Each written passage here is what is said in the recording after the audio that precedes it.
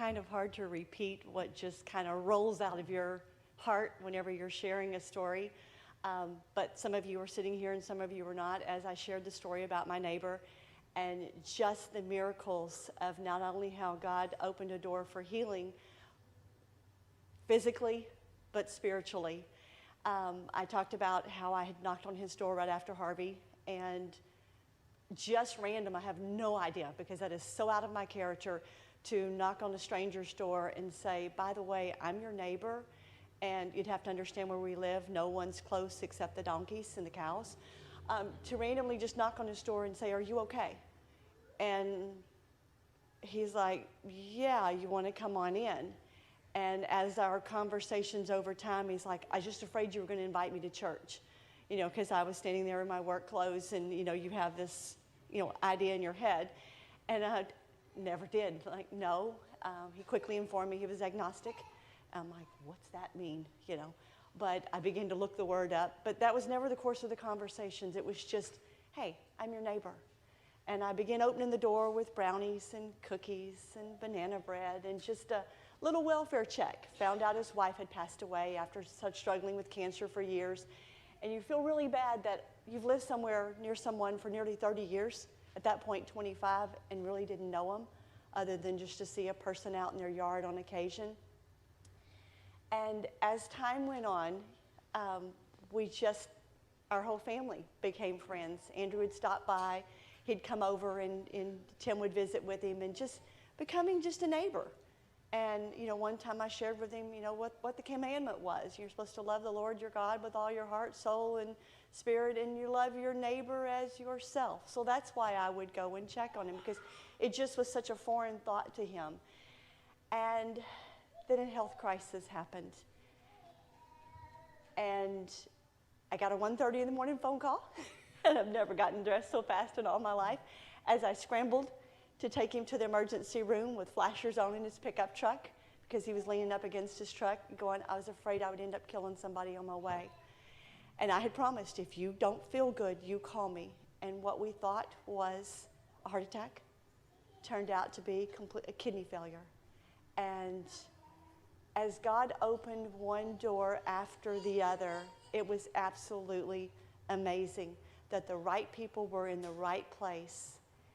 And Monday morning, I laid there, I shared this part at 5 o'clock in the morning. I'm like, Lord, would you just open the door today? Because his appointment was the next day. And when the phone was picked up at the doctor's office, they said, we've had a cancellation, a different doctor. And I'm like, okay. Are you willing to see a different doctor? And oh, yes, he was. We hopped in the truck and we drove to Houston. The doctor walks in and says, I'm impressed. And I'm like, okay, what's that mean? And he's like, you don't want to impress the doctor. I'll see you in surgery tomorrow.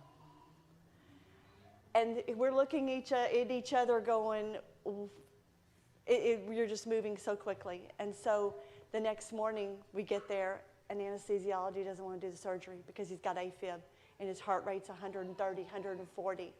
And I'm praying, and I'm praying. I'm like, Lord, just please, because this man is in so much pain, and he doesn't want to do this. He's scared.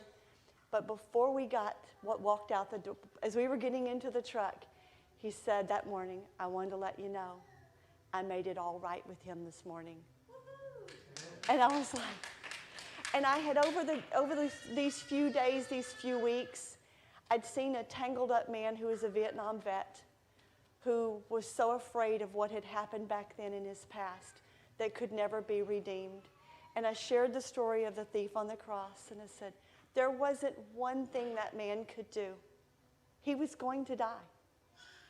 There wasn't a thing he could do to be good, to be righteous, couldn't go to church, nothing. He was going to die. And all he did was say, forgive me. And God said, you will be with me in paradise. And that message was the one that just clicked. And he said, I've asked forgiveness. It's all good. I could hardly drive. I was just like so overwhelmed that the miracle God had done in his heart. And as he laid there waiting for surgery, and that anesthesiologist finally gave clearance, and he gets out of there, and he's a completely different person. And it's like just a knock on a door. And as I shared last week, I said, there is a new name written down in heaven. And it's all because of his amazing grace. And now he's not even hardly watching TV. He's listening to his radio.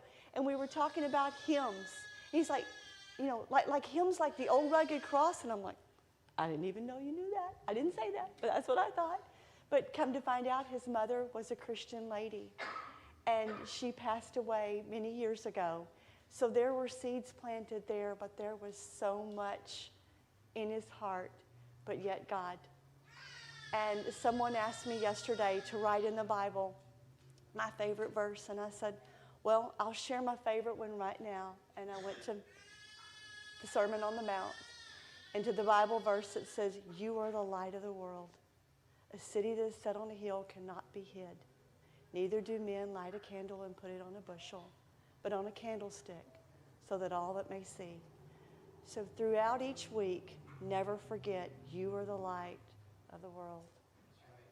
And however, at the grocery store, a neighbor, shopping, we're a light, and so that we can reflect him.